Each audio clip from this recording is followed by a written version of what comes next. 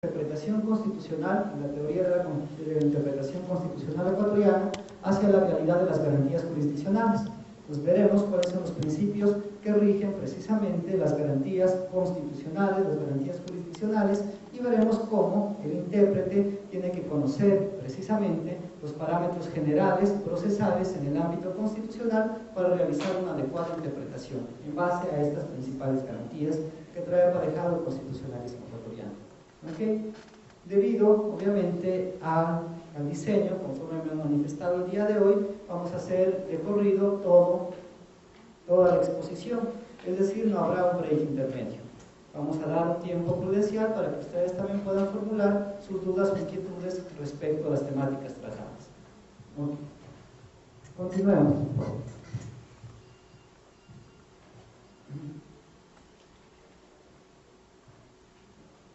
El día de ayer habíamos analizado, recuerdan ustedes, los métodos de interpretación constitucional y habíamos señalado que existen de manera didáctica dos grandes momentos o dos grandes divisiones respecto a estos métodos de interpretación.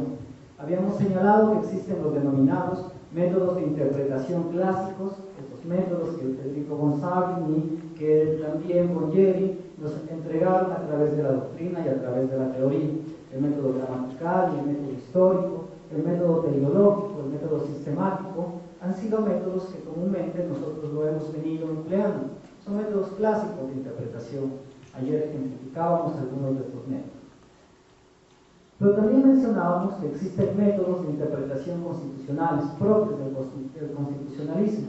Y señalábamos que el referente normativo es el artículo 3 de la Ley Orgánica de Garantías Jurisdiccionales y Control Constitucional.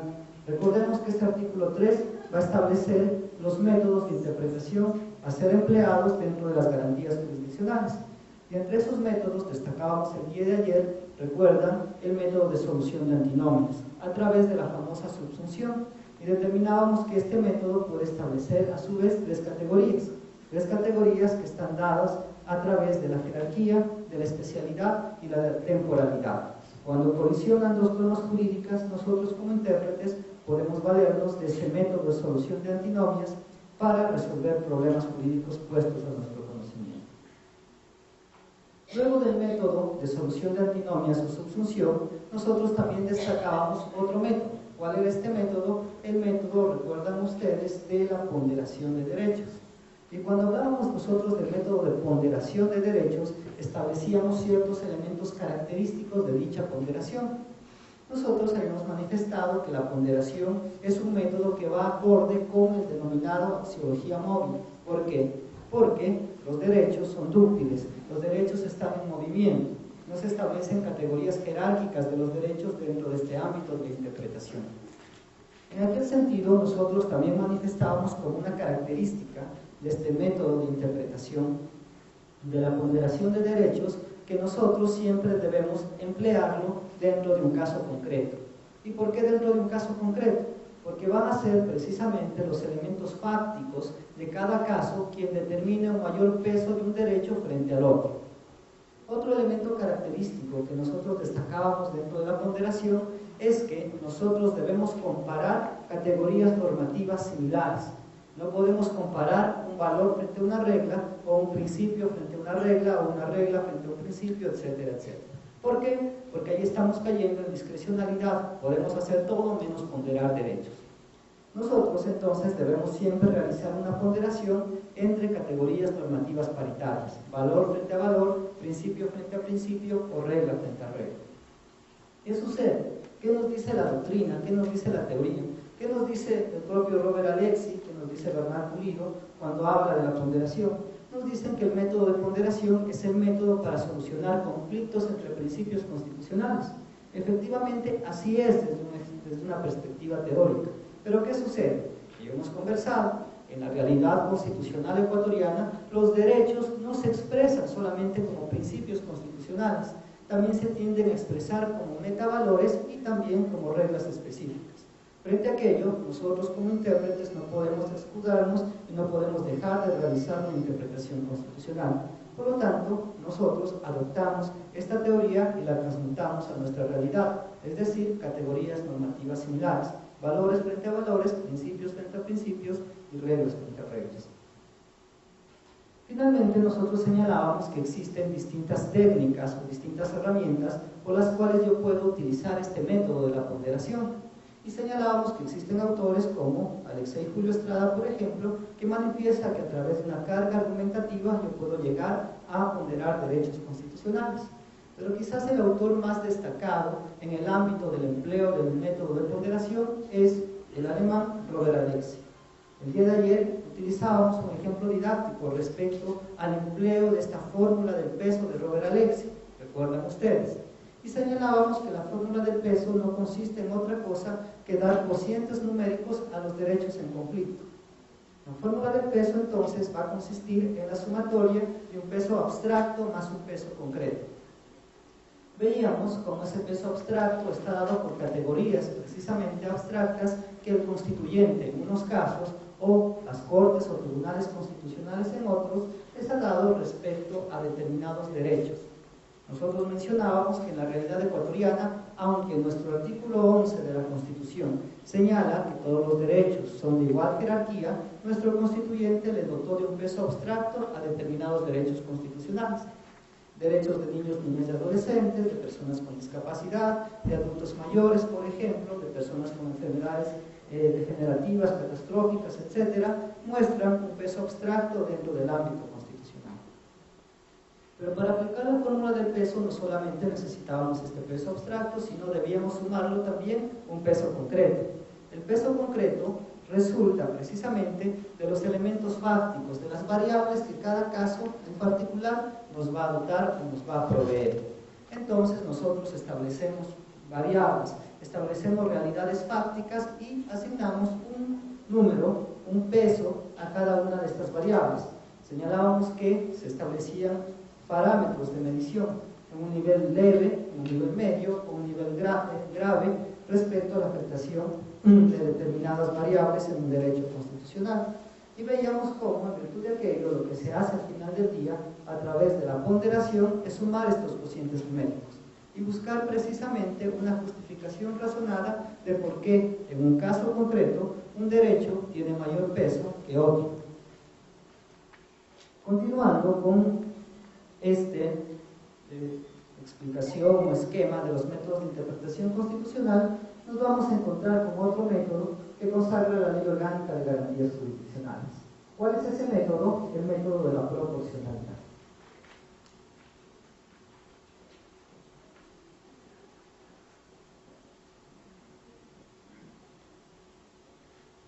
¿Qué nos dice la Ley Orgánica de Garantías Jurisdiccionales respecto a la proporcionalidad? Miren, nosotros a lo largo de este curso vamos a ir desmitificando algunas realidades. Miren, ¿qué sucede?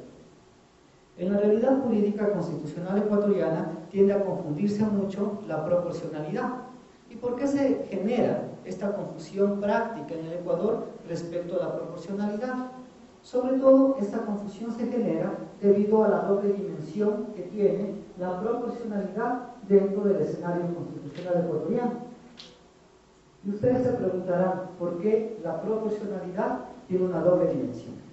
¿Por qué creen ustedes que la proporcionalidad puede ser considerado en dos dimensiones? ¿Cómo podríamos nosotros considerar a la proporcionalidad en el Ecuador? Primero, nosotros podemos considerarla como un principio, ¿verdad? Como un principio constitucional. Nosotros hemos observado, hemos leído permanentemente dentro del articulado de la Constitución ecuatoriana que existe un principio de proporcionalidad, ¿verdad? O si no, revisemos el artículo 76 de la Constitución ecuatoriana. La debida proporcionalidad, miren ustedes, entre las infracciones y las penas, ¿no es cierto? Si no, veamos dentro de los derechos de participación, la proporcionalidad en el ámbito de los escaños públicos a través de procesos de elección, ¿no es cierto? Entonces, miren, se está configurando una primera dimensión del método, de la proporcionalidad como un principio constitucional. Es un principio constitucionalmente reconocido y cada uno de nosotros lo sabemos. Pero ¿qué sucede? Que en muchas ocasiones se confunde este principio constitucional de la proporcionalidad con el método de interpretación de la proporcionalidad, miren ustedes. ¿Por qué? Porque la proporcionalidad en el escenario constitucional ecuatoriano, a más de ser un principio, también puede ser configurada como un método de interpretación, y así lo establece la Ley Orgánica de Garantías Jurisdiccionales. Entonces podemos ver que nosotros también tenemos un método de interpretación que es la proporcionalidad. Y es en virtud de ese método de interpretación en el cual nosotros vamos a centrar este análisis. La proporcionalidad como método de interpretación va a partir precisamente de tres elementos centrales. Los defensores de este método nos van a señalar lo siguiente. Para que nosotros podamos hacer uso de este método de la proporcionalidad, debemos tomar en cuenta tres factores generales, que son, en primer lugar, la idoneidad. En segundo lugar, la necesidad. Y finalmente, la denominada proporcionalidad en estricto sentido.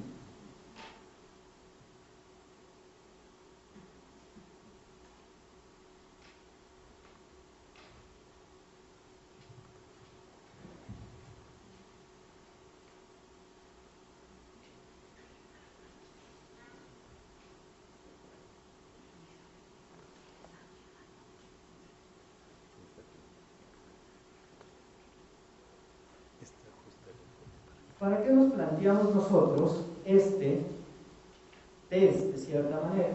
Para lograr cumplir con algo que es el objetivo constitucionalmente válido.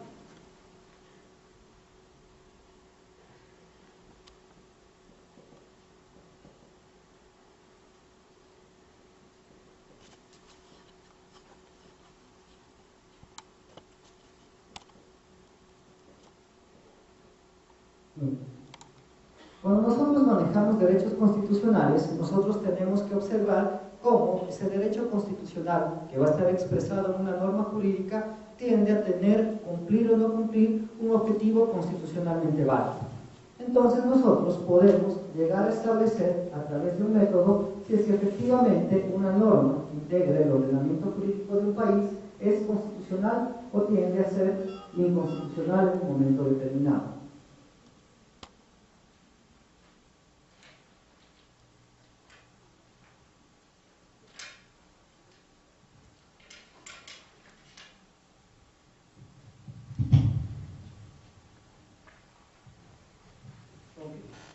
En primer lugar, tomaremos como el primer parámetro la idoneidad. ¿En qué consiste la idoneidad? La idoneidad está configurado como la adecuación de un determinado acto, de un determinado hecho, de una determinada norma a un momento histórico. Miren, nosotros tenemos que observar dentro de esta técnica interpretativa si es que una norma, por ejemplo, del ordenamiento jurídico ecuatoriano es adecuada o no en relación a qué, al fin constitucionalmente válido que yo estoy buscando proteger con esa norma. Entonces nosotros vamos a hacer un ejercicio interpretativo para ver si se adecua o no con este objetivo. La necesidad. ¿En qué consiste la necesidad? La necesidad está directamente relacionada con los medios empleados para la consecución de ese fin.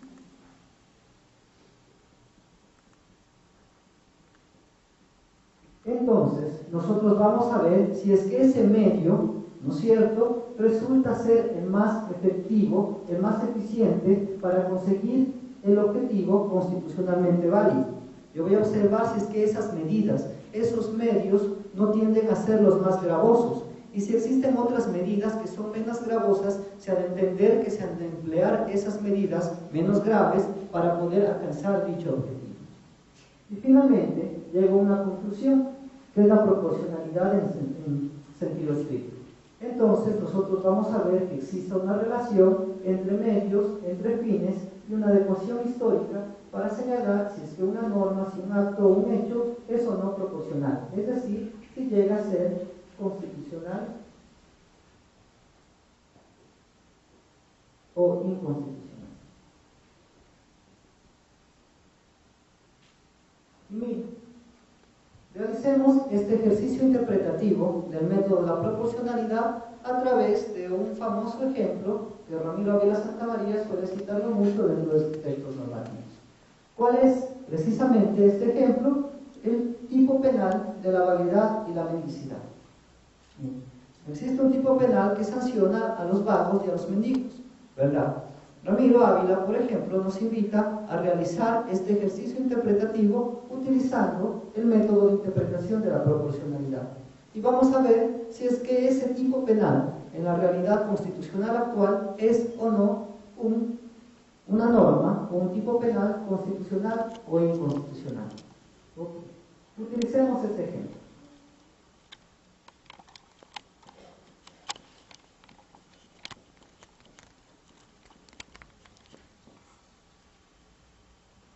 Cuando nosotros identificamos una norma, inmediatamente debemos buscar cuál es el objetivo por el cual se pudo haber creado una determinada disposición normativa. Y desde el genero una inquietud, una interrogante abierta. ¿Cuál vendría a ser, según su criterio, el objetivo que persiguió el legislador cuando creó o tipificó esta conducta de la vaguedad y la mendicidad? ¿Cuál podría ser ese fin, ese objetivo constitucionalmente válido? ¿Cuál será el bien jurídico protegido que busca tutelar o proteger este tipo penal específico? ¿Qué opinan ustedes? Criminalizar la pobreza podría ser. Y cuando nosotros hablamos de esa criminalización de la pobreza, ¿de qué bien jurídico protegido generalmente estamos hablando? Propiedad por un lado, seguridad, ¿no es cierto? Por otro lado,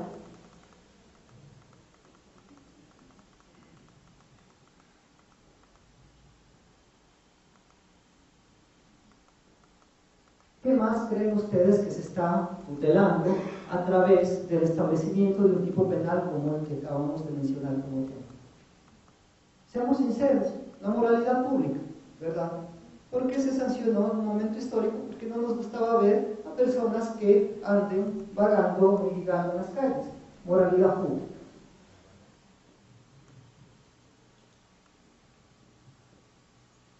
Ok.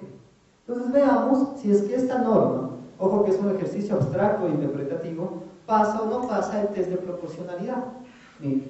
Entonces busquemos ahora el primer elemento, que es la idoneidad, que está directamente relacionada con una adecuación a un contexto histórico determinado. Formulémonos la siguiente interrogante. ¿Existen vagos y mendigos en las calles del Ecuador? Sí, ¿no es cierto? Nosotros hemos observado vagos y mendigos, por supuesto. La pregunta es, si es que está tipificado esta conducta de la vaguedad y la mendicidad, ¿por qué la policía no aprende a estos vagos y mendigos? No se está aprendiendo, ¿no es cierto? ¿Qué queremos nosotros sacar como conclusión de Hegel? Que dentro de la adecuación histórica, miren ustedes, dentro del contexto histórico que está viviendo la sociedad ecuatoriana en la actualidad, podemos ver que esta norma del ordenamiento jurídico ecuatoriano no es adecuada a la realidad histórica que vive el Ecuador. Y no es tan adecuada que la propia policía ve vagos y mendigos y no pasa absolutamente nada. Miren ustedes, entonces nosotros podríamos llegar a una primera conclusión respecto a este primer paso del test. Entonces diríamos nosotros como intérpretes que los vagos o la tipificación de la vaguedad y la mendicidad no es adecuada con el momento histórico que vive el Ecuador actualmente. Veamos el segundo punto, necesidad. Y cuando hablamos de necesidad, nosotros estamos hablando ¿de qué? De los medios empleados para la consecución de un fin. Hablemos, por ejemplo, del fin que es la seguridad. Ok. ¿Cuál es el medio que se ha empleado a través del legislador con la tipificación de esta norma para lograr la seguridad? La privación de la libertad, miren ustedes. ¿No es cierto? Entonces, si es que ese medio, que es la privación de la libertad, es o no el menos gravoso para lograr el objetivo que se está persiguiendo. Bien. Si nosotros buscamos como objetivo la seguridad ciudadana, bastará con privar de la libertad a las personas que están vagando, mendigando en las calles. La verdad es que no, ¿verdad? Es algo bastante, se puede decir, discrecional en muchas ocasiones. ¿Por qué? Porque ¿qué entendemos por vaguedad? ¿No es cierto? Hace muy pocos meses atrás antes de que emita una sentencia la Corte Constitucional Ecuatoriana, se establecía como contravención, deben saber ustedes, como penalistas que son, el estar parado en las esquinas de las calles. Miren ustedes. Entonces, eso era antes una contravención. Pero miren, sin irnos al tema de la vaguedad y la mendicidad, ¿qué entenderíamos nosotros como vaguedad? Muchas cosas, ¿verdad? Si en un momento determinado yo no estoy realizando una actividad, podrían considerarme a mí como un vago, pese a que trabajo de lunes a sábado todos los días, ¿no es cierto? Pero miren, ¿qué podemos nosotros definir? Que precisamente el medio empleado, miren ustedes, que en este caso sería la privación de la libertad, no es el medio más eficaz, no es el medio más efectivo para lograr el cumplimiento de estos objetivos constitucionalmente válidos: seguridad, propiedad, moral pública o trabajo, porque recordemos que el trabajo también está siendo tutelado a través de la tipificación de este tipo penal específico. Podemos encontrar otras medidas menos gravosas que me permitan conseguir este objetivo, por supuesto, ¿verdad?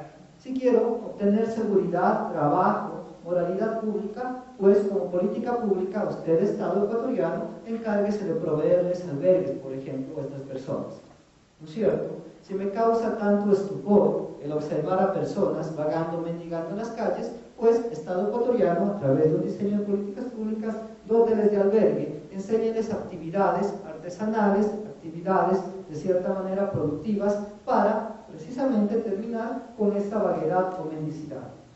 Yo podría llegar entonces a una segunda gran conclusión respecto a aquello, y podría mencionar entonces que el medio, en este caso, es la privación de la libertad de una persona, no es el medio ni más eficaz ni tampoco efectivo para lograr este fin constitucionalmente válido, este objetivo constitucionalmente válido.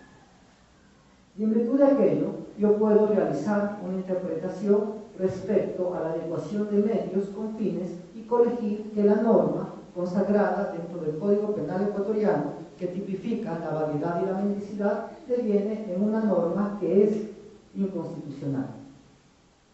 ¿Qué es lo que yo he estado realizando a través de este ejercicio bastante amplio? Es precisamente el empleo del famoso test de proporcionalidad para solucionar un problema jurídico puesto a mi conocimiento. Cabe también destacar que la proporcionalidad tiende a establecer distintos estándares, puede ser interpretado de distintas maneras. La proporcionalidad, por ejemplo, dentro de la configuración, dentro del ámbito teórico que maneja Alexio, que maneja Carlos Bernal Pulido, tiende a establecer, por ejemplo, dentro de este último paso, dentro de este último, se puede decir fase, del test a la ponderación de derechos. Obviamente, estos autores tienden a complejizar mucho más y precisamente empiezan a analizar proporcionalidad con los dos primeros pasos para un control abstracto y luego llegan a establecer en un caso concreto la proporcionalidad en sentido estricto. Pero es una dinámica que se la logra cuando ya se manejan estos criterios hermenéuticos y podemos combinar métodos de interpretación constitucional. Objeto de no generar confusiones respecto a estos métodos, nosotros, conforme lo dice la Ley Orgánica de Garantías Jurisdiccionales, hemos dividido lo que es la proporcionalidad y lo que es la ponderación de derechos.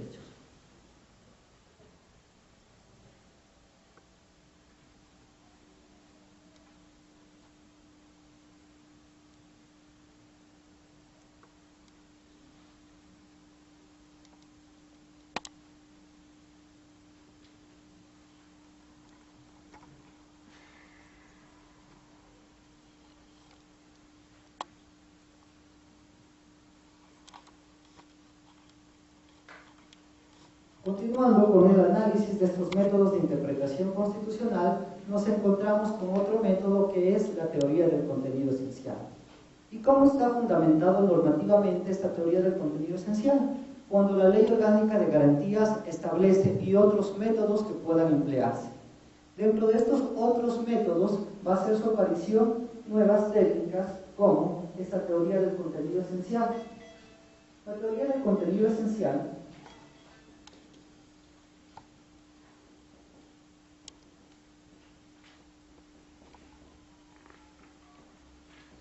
va a ser un método de interpretación que nace precisamente en Alemania y que es empleado por el Tribunal Constitucional Alemán.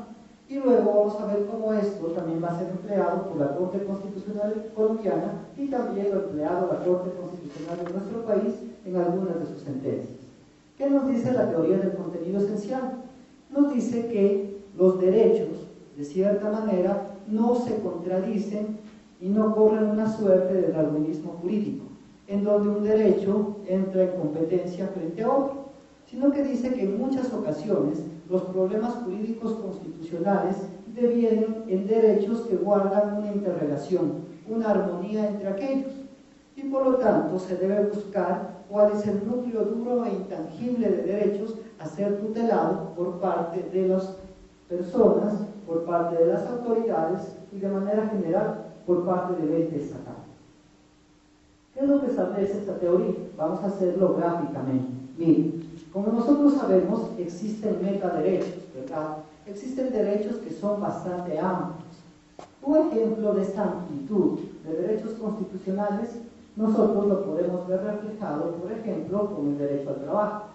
Pongamos aquí derecho al trabajo. ¿Qué sucede con este derecho al trabajo? Bien, el derecho al trabajo es un derecho reconocido, como nosotros sabemos, a nivel constitucional. Desde 1917, cuando empieza a desarrollarse el constitucionalismo social en México, se ha venido incorporando paulatinamente un desarrollo progresivo del derecho al trabajo. Pero miren, el derecho al trabajo a su vez comporta o está relacionado con otros derechos constitucionalmente reconocidos. ¿Cuáles son algunos de estos derechos que están relacionados con el derecho al trabajo? Por ejemplo, ¿de qué podemos hablar? Por ahí escuché salario, ¿verdad? Existe un derecho al pago de remuneraciones. Las remuneraciones están directamente relacionadas con el derecho al trabajo. ¿Cuál es otro derecho que está asociado directamente con este derecho al trabajo? Seguridad social, por ejemplo. ¿No es cierto?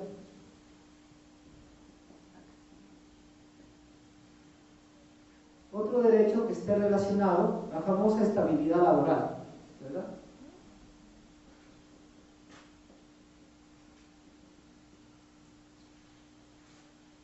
Otros derechos que están relacionados con el derecho al trabajo, se me ocurre, son las bonificaciones, ¿verdad?, que se reciben. Son las vacaciones, por ejemplo.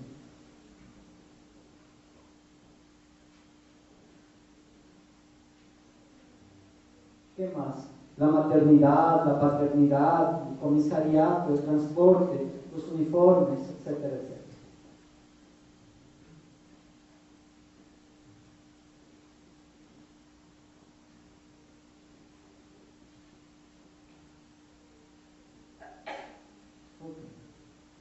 ¿Qué es lo que nos dice esta teoría del contenido esencial? Cada uno de estos derechos, miren, está directamente relacionado con el derecho al trabajo, ¿verdad? Cuando nosotros como intérpretes nos llegan peticiones, nos llegan demandas, ¿no es cierto?, nosotros debemos resolver estos problemas. Existe un principio, y vamos a ver en la segunda parte de esta tarde, los principios de la Administración de Justicia Constitucional. Existen unos principios en materia constitucional que no se puede denegar a nadie el acceso a garantías jurisdiccionales.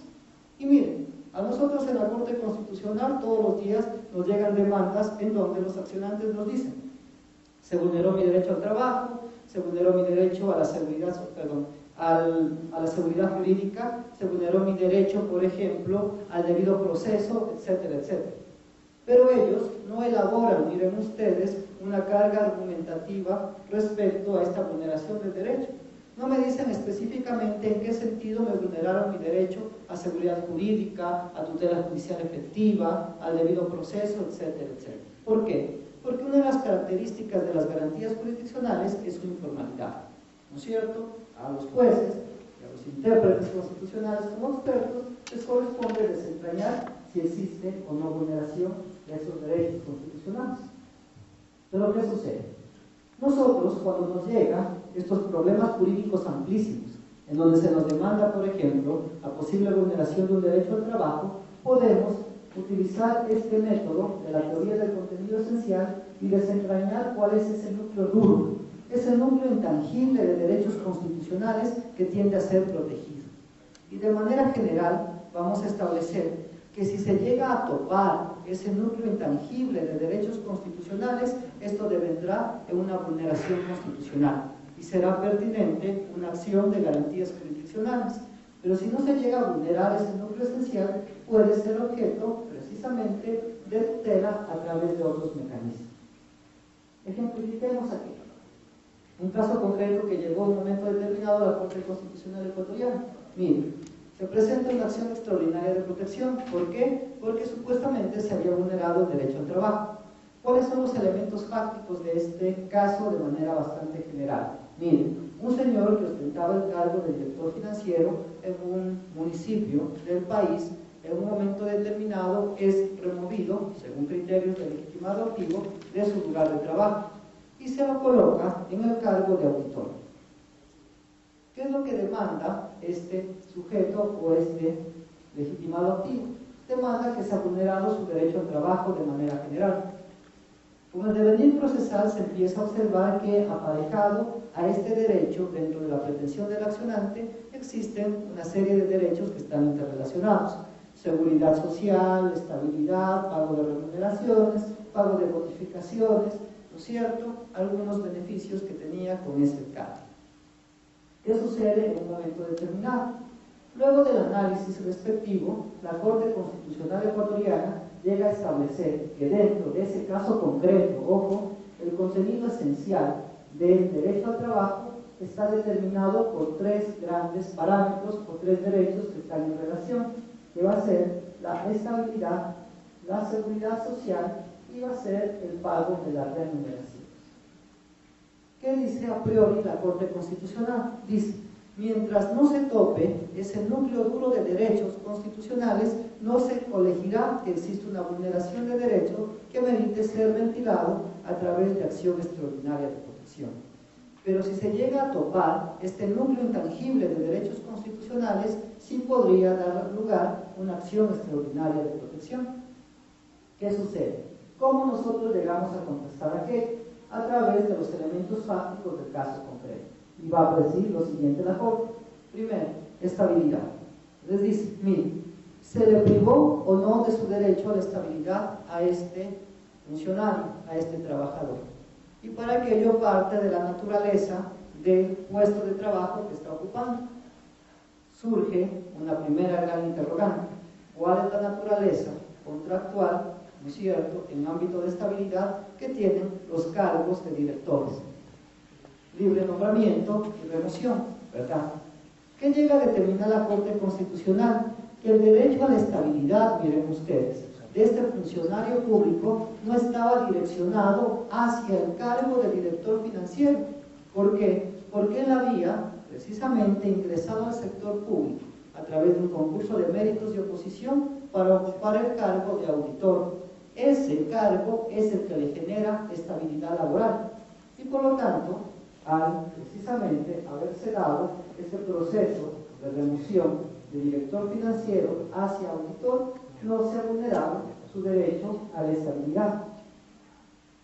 ¿Qué más determina la Corte Constitucional dentro de ese caso concreto? Llega a establecer la vulneración o no del derecho a la seguridad social y llega a establecer cómo compruebo si se vulneró o no este derecho.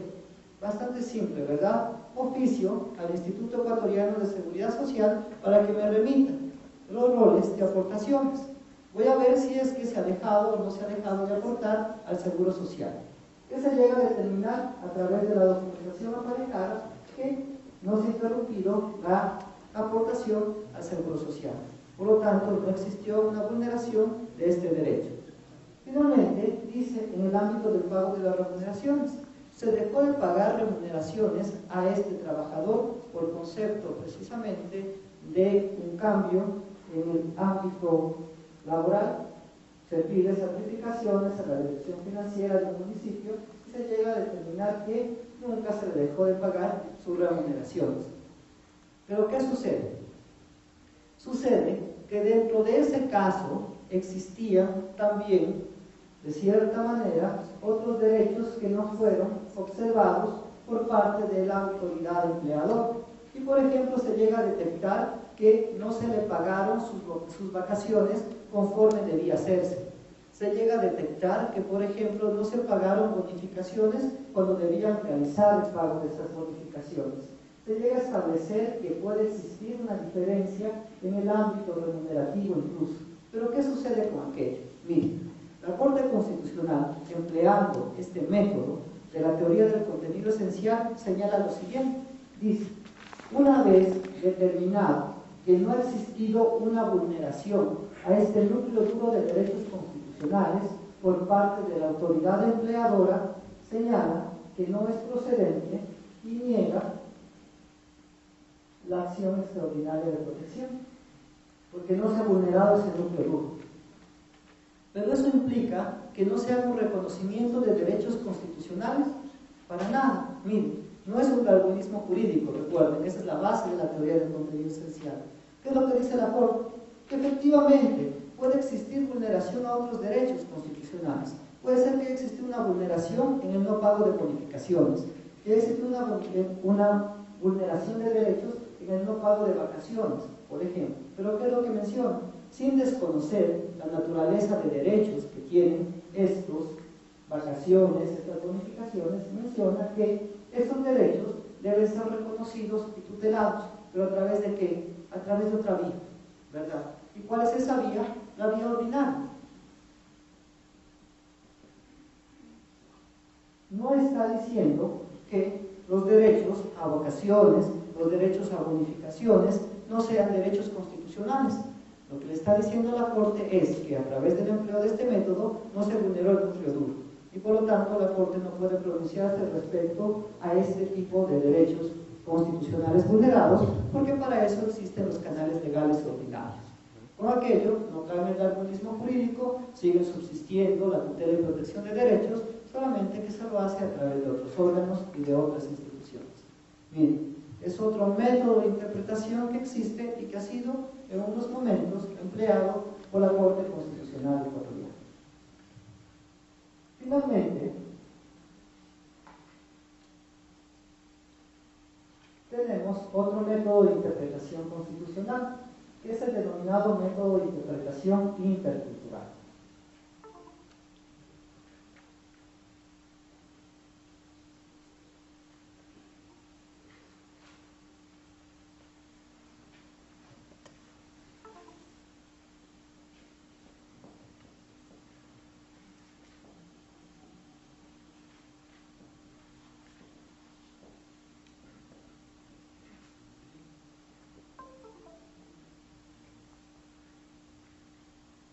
¿Qué nos dice este método de interpretación intercultural? Miren, para nosotros entender este método de interpretación debemos partir de la propia configuración del Estado constitucional ecuatoriano.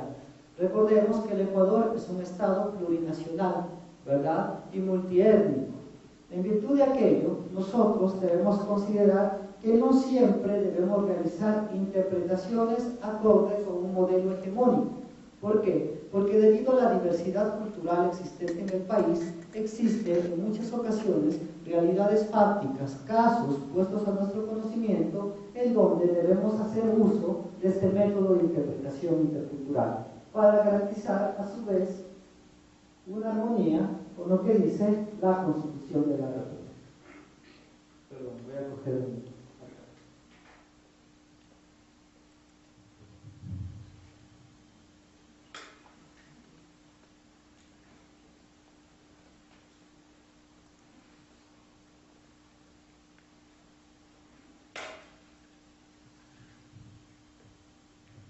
Este método de interpretación intercultural, a su vez, es desarrollado tomando como un referente.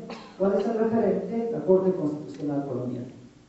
Existen sentencias de la Corte Constitucional Colombiana en donde se determina que a mayor autonomía que tienen determinados sistemas jurídicos, como el sistema jurídico indígena, por ejemplo, se logra precisamente una interpretación más autónoma, más democrática dentro de un determinado contexto, lo que genera una interpretación muchísimo más objetiva.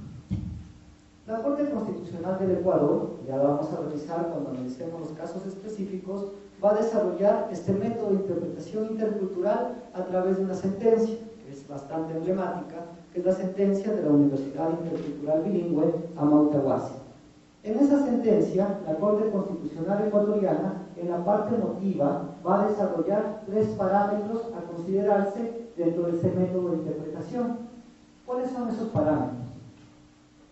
Primero, la continuidad histórica.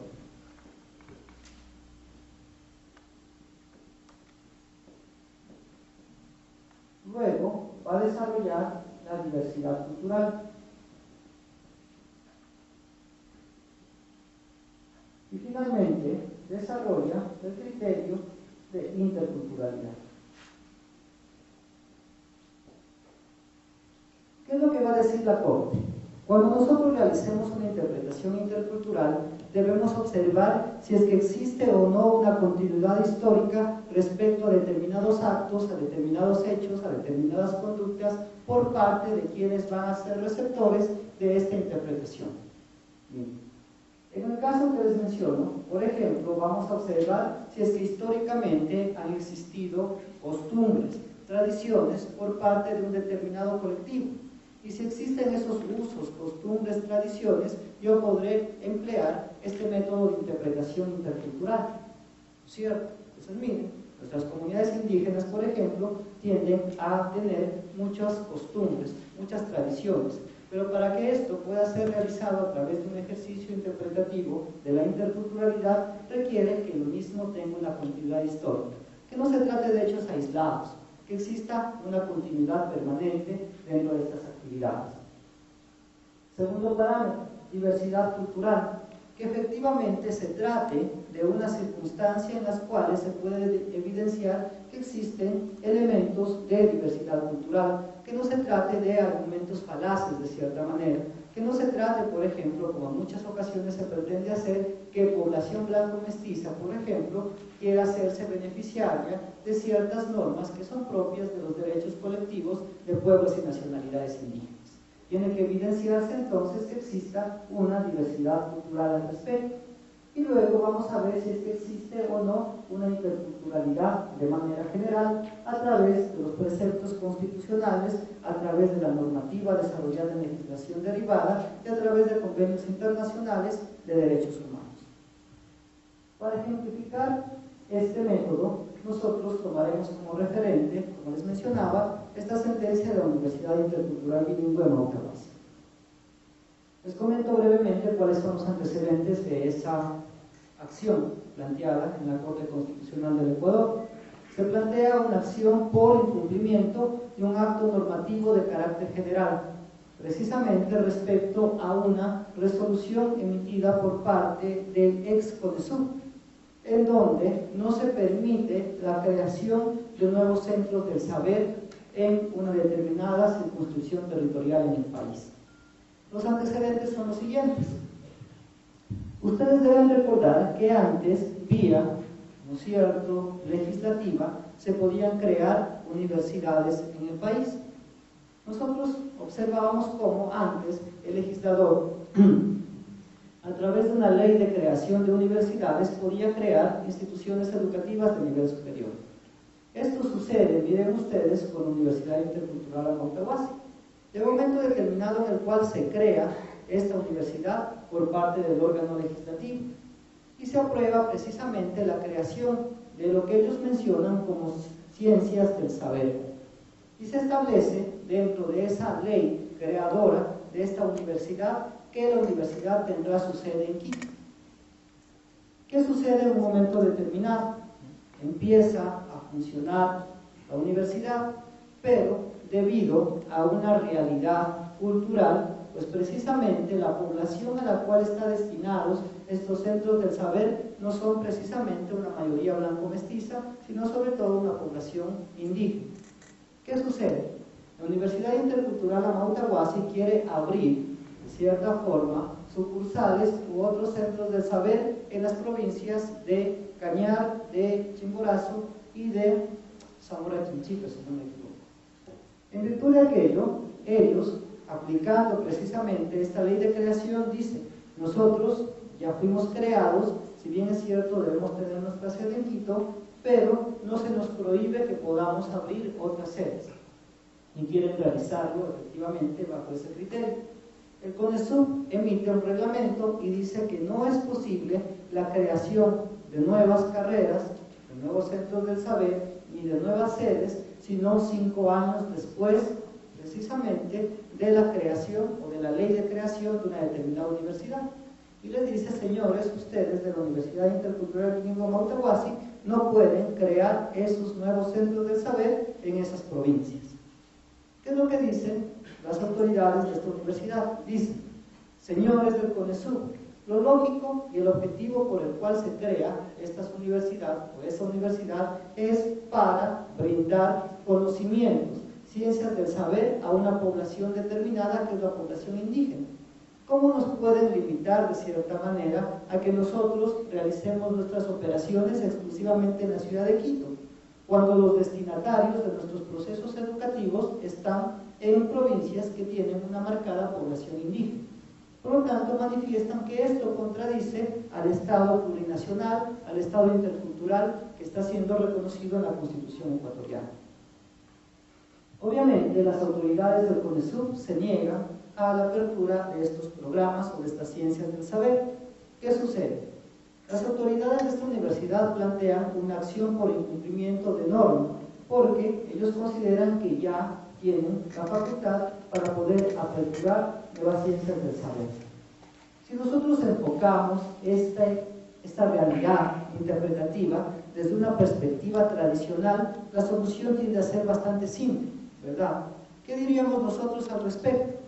Pues simplemente a través de un criterio de subsunción que la ley posterior se superpone a la ley anterior, ¿no es cierto?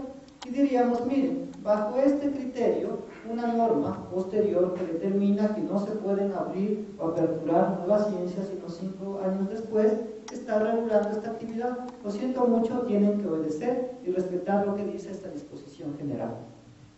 Pero dentro de esta sentencia, la Corte Constitucional ecuatoriana, tomando como parámetro esta interpretación intercultural, va mucho más allá del simple texto normativo expreso y pasa a través del método de interpretación intercultural este problema jurídico concreto. Y va a decir, veamos si es que cumple o no cumple esta universidad o esta norma invocada los parámetros establecidos por parte de la Corte. Primero, continuidad histórica. Y empieza a indagar y empieza a observar si es que continuamente se han mantenido estos procesos de formación académica por parte de este ente educativo. Y llega a determinar que existe una continuidad histórica en la dotación precisamente de conocimientos por parte de la universidad. Pasa un primer filtro. Habla luego de una diversidad cultural. ¿Qué quiere decir con esta diversidad cultural? ¿Hacia dónde está direccionado precisamente el proceso de enseñanza de estas nuevas instituciones o programas educativos?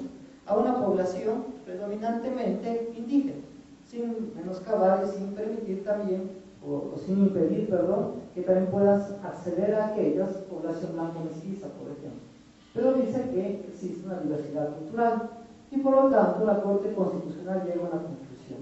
Dice que atendiendo a esta continuidad histórica, a la diversidad cultural y al principio de interculturalidad reconocido en el Estado ecuatoriano, no se puede dar el mismo tratamiento a una universidad que tiene un objetivo direccionado hacia la población indígena que los estándares generales que establece el CONESUB o que establecía el CONESUB para una universidad, ¿no es cierto?, de cierta manera hegemónica o una universidad destinada a una población blanco-mestiza general.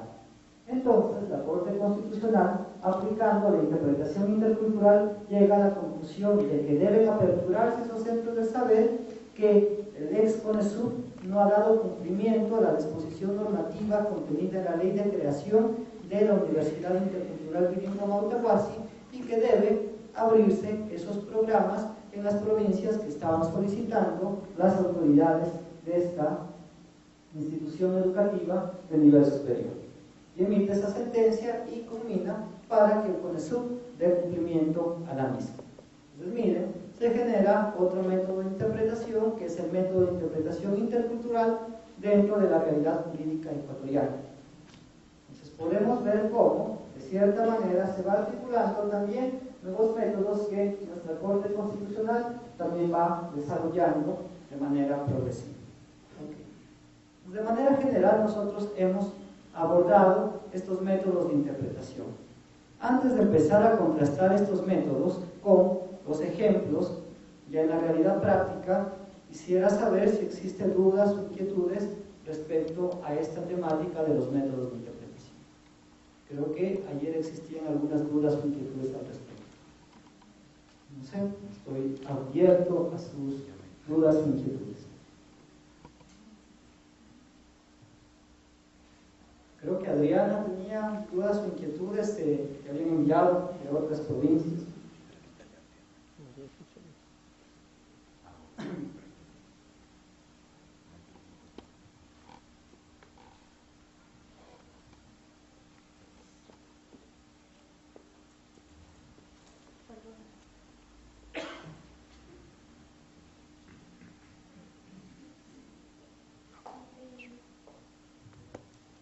Desde el día de ayer habíamos terminado con un tema muy interesante y no pudimos responder las inquietudes de varias personas.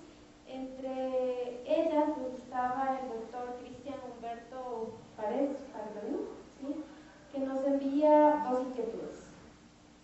La primera es: en el Estado garantista de derechos que estamos, aparte de la justicia indígena, ¿qué otro ejemplo puede dar de aplicación práctica de la costumbre como fuente del derecho en nuestro país?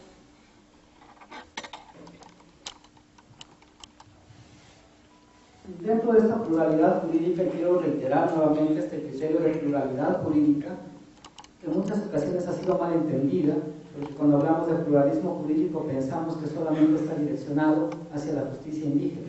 Efectivamente contiene y es parte de la justicia indígena, pero no es lo único.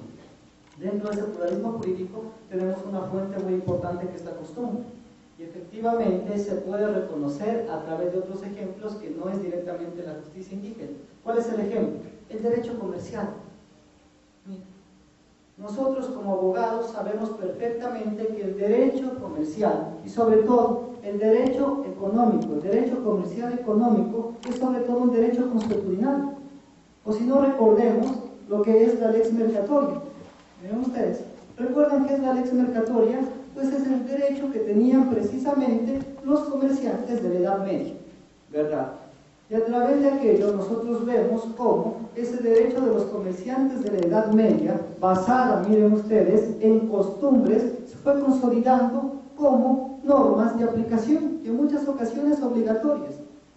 Esa lex mercatoria de la Edad Media, que generó ese boom en el ámbito comercial, va a ser luego desarrollada a través del derecho, a través de nuevas formas.